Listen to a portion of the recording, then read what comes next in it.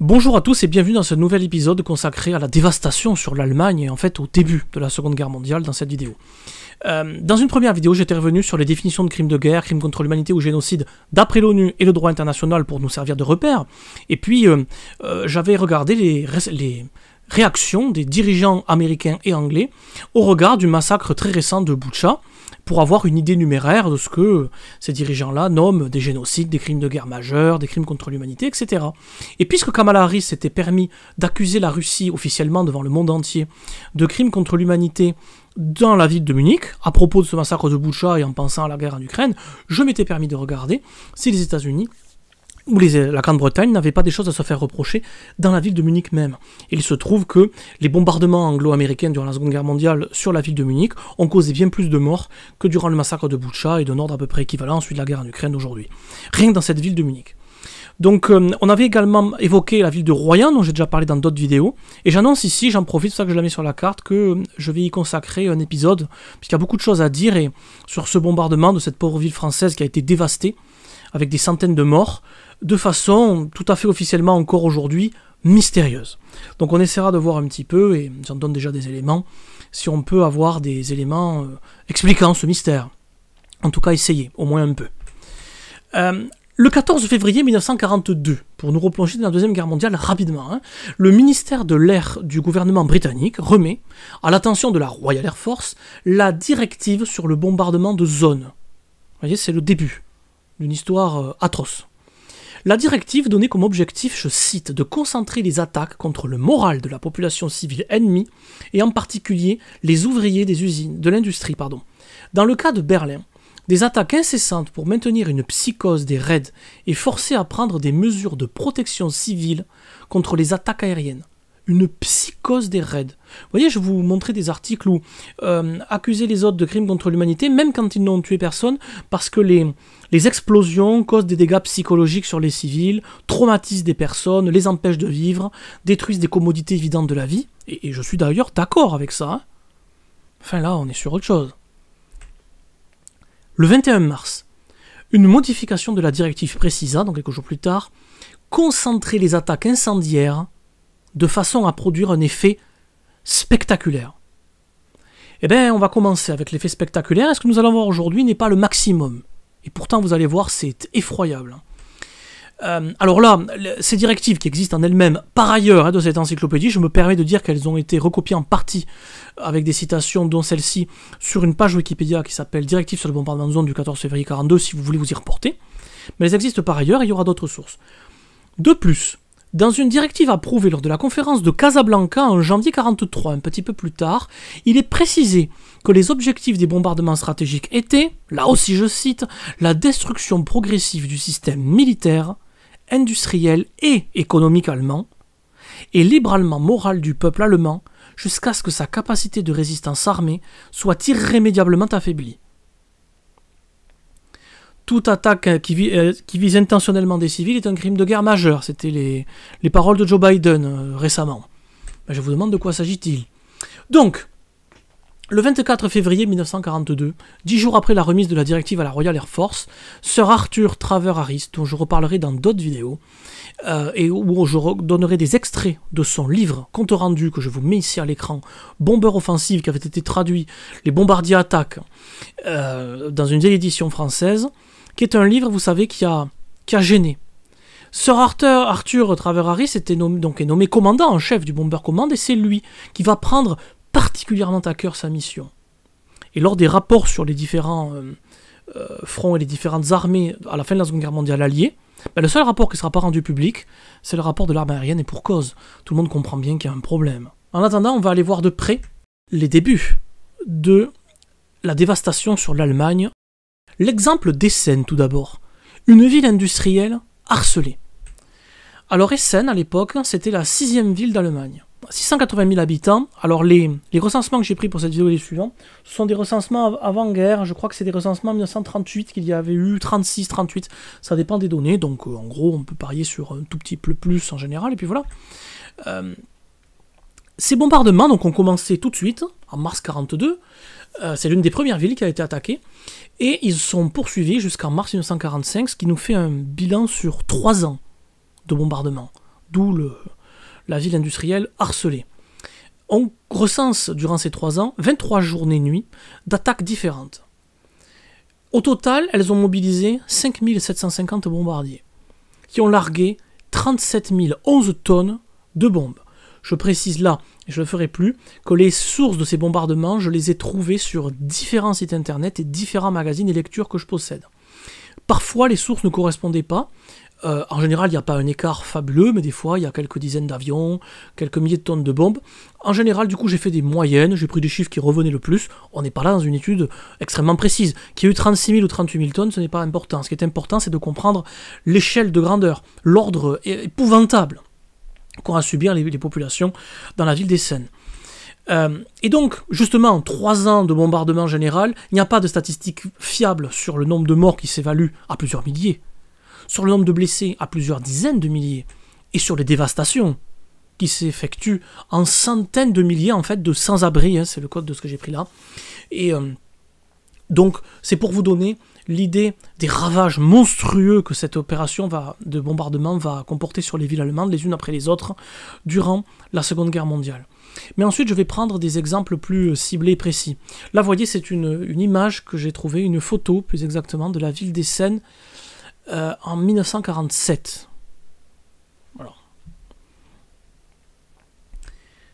Ensuite, l'exemple de Lübeck. Alors Lübeck, le premier centre-ville ciblé massivement, là, c'est quelques jours après, le 28 mars 1942, notre ami Harris, il décide d'attaquer la ville de Lübeck, qui compte 240 000 habitants à la fin des années 30, très bien. Avec 234 bombardiers et 304 tonnes de bombes, il tue 312 personnes, fait des milliers de blessés et des dizaines de milliers de sans-abri. On estime que 1425 bâtiments furent détruits et 1976 gravement endommagés. Plusieurs usines et la gare sont entièrement brûlées. Ça, c'est le simple bombardement du 28 mars 1942 sur la ville de Lübeck. Je vous ai trouvé ici une image de la ville de Lübeck en feu juste après ce bombardement. Ensuite, à partir du 19 avril 1942, est pris pour cible la ville de Rostock, qui comportait 130 000 habitants à la fin des années 30. Elle est attaquée par 521 bombardiers, vous voyez qu'on grimpe dans les nombres, qui vont larguer 518 tonnes de bombes, tuant 2000 personnes environ, faisant des dizaines de milliers de blessés dans des conditions effroyables. Des gens qui sont ensevelis sous des décombres plusieurs jours, qui ont les os broyés, des membres arrachés, des gens qui sont brûlés sur une superficie en pourcentage pouvant atteindre des taux très importants, des concentrations de femmes et d'enfants victimes de ça. En quoi des enfants de 6, 8, 10 ans étaient-ils des membres actifs du nazisme et méritaient d'être ensevelis sous des tonnes de bombes ainsi? Aucun crime d'aucun empire n'est justifiable. Les nazis sont responsables de crimes innommables, atroces, génocides, tout ce que vous voulez, il n'y a pas de problème. En quoi cela justifie-t-il d'ensevelir et de brûler vifs des milliers d'enfants? Rostock a été bombardé, du coup, c'est une technique, du coup, il teste, vous voyez, Harris, il fait des techniques différentes. Donc là, c'est 4 nuits d'affilée, vous voyez, en termes de psychologie, sur les civils, etc. Des dizaines de milliers de sans-abri. 98 000 personnes, soit 80% de la population, évacuées de la ville à la suite de ces raids. La ville est inhabitable. Un tiers du centre-ville et les 2 tiers du reste de la ville sont complètement détruits. Je vous ai trouvé ici une image en qualité atroce, je m'en excuse, de la ville de Rostock après les bombardements. Et on aperçoit ici, là, à droite, je vous mets ici le petit pointeur, on aperçoit quelques personnes pour que ça donne une meilleure idée des dévastations, qu'on comprend un peu mieux l'image. Pas facile de trouver des images d'époque, des photos.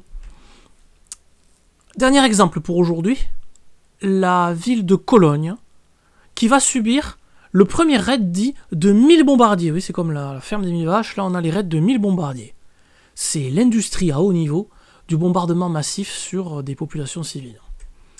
Du 30 au 31 mai 1942, on est toujours là, vous voyez, la directive c'était février, mars, avril, mai, il perd pas notre temps, il perd pas son temps. Harris, la Royal Air Force, elle multiplie les raids. 1047 bombardiers, qui largue 1455 tonnes de bombes sur la ville de Cologne. On estime que ce bombardement a fait, les données sont assez précises, de 469 à 486 morts, j'ai trouvé les deux données, je vous les ai mises. 5027 blessés, bon, et puis 45 132 sans-abri. Et le plus impressionnant, c'est les pompiers qui ont recensé dans la ville de Cologne 2500 foyers d'incendie, dont 1700 ont été classés comme importants. Pas si vous vous rendez compte d'incendies de cette nature. 3300 immeubles non résidentiels sont détruits, 2090 fortement endommagés et 7420 peu atteints. Peut-être simplement les vitres brisées, 2-3 murs tombés. On appelle ça peu atteint, bon, je me demande ce que ça peut signifier. Peut-être il n'y a plus de toit, je ne sais pas. 13 010 habitations détruites, 28 500 endommagées. Au total, plus de 60 raids eurent lieu sur Cologne durant la guerre, qui a ensuite été, après ce bombardement monstrueux, harcelé par une soixantaine de bombardements. Évidemment, il faut imaginer du coup que toutes ces populations-là se retrouvent privées de commodités, des membres de leur famille qui sont morts, blessés, agonisants, dans des hôpitaux surchargés, avec des femmes et des enfants. Il faut déblayer, reconstruire. Les commodités de vie ont disparu. Il y a souvent des conduites d'eau, les conduites d'électricité, les circuits de chauffage qui ne sont plus là. Donc derrière, il y a des quantités de maladies et de morts suite à l'absence des commodités de vie générales qui ne sont plus possibles d'avoir. Je vous ai mis ici la ville de Cologne. Vous voyez par exemple un détail sur cette image, sur cette photo. Les ponts sont détruits. Ah, mais bon, c'est-à-dire que quand on travaille de l'autre côté du fleuve, d'habitude, comment on fait? Donc en fait, il y a des drames en quantité qui dépasse l'entendement derrière ces bombardements, qui perdurent des mois, des années. Évidemment, avec tout ce que la guerre peut comporter d'horreur, en plus de ça, placé sous un régime nazi qui oppresse sa propre population, qui oblige les hommes à aller à la guerre, tuer d'autres gens, enfin c'est épouvantable, hein. Ou travailler aux usines comme des forcenés. Où se situons-nous? Où se situons-nous? D'après l'ONU et le droit international, je vais vous laisser répondre à cette question. Au regard des données, des massacres de Boutcha, crimes de guerre majeurs pour 458 à 1314 morts, pas loin du génocide, affirmé devant le monde entier qu'il s'agit de crimes contre l'humanité, ben moi voilà. Je vous ai mis la photo du responsable, enfin le responsable il a été nommé là, puis ils ont trouvé quelqu'un d'ardent, ils ont trouvé un fou furieux, je sais pas comment dire. Mais évidemment, ce qui m'anime, c'est d'essayer de percevoir les causes profondes. Alors, je récite ceci pour aller rapidement, je le dis dans d'autres vidéos, je me répète un peu parce que je veux que les gens qui découvrent, peu importe avec quelle vidéo, ils aient un début de ma thèse, qu'ils aillent voir ensuite, qui est une thèse que je n'affirme pas, dont j'essaie de montrer qu'elle a de la pertinence et dont je vous laisserai juge. Donc là, bon, la citation, c'est que c'est quelqu'un qui a John Kenneth Galbraith, qui a participé à l'équipe américaine de mesurer, a chargé en 1945 de mesurer l'impact réel des bombardements sur l'Allemagne nazie, et qui a écrit un livre, les plus grandes erreurs de la Seconde Guerre mondiale.